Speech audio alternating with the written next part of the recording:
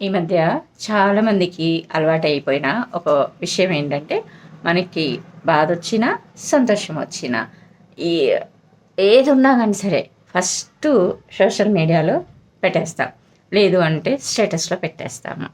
అదేంటంటే, అలా పంచుకుంటే బాధ తగ్గిద్ది, లేకపోతే హ్యాపీనెస్ మోర్ అయిద్ది అని అనుకుంటారు. కానీ, మనం పంచే ప్రతి ఒక్క విషయము మనల్ని డిసైడ్ చేస్తుంది. మన మైండ్ సెట్ తెలుస్తుంది. మన ప్లస్ ఏంటి, మన మైనస్ ఏంటి, మన స్ట్రెంగ్త్ ఏంటి, మన వీక్‌నెస్ ఏంటి, ప్రతీదీ ఒక కాలిక్యులేటెడ్‌గా ఎదుటి వాళ్ళకి తెలిసిపోతుంది. తెలిస్తే మంచిదేగా అనుకుంటారా? అన్ని టయాల్లో మంచిది కాదు.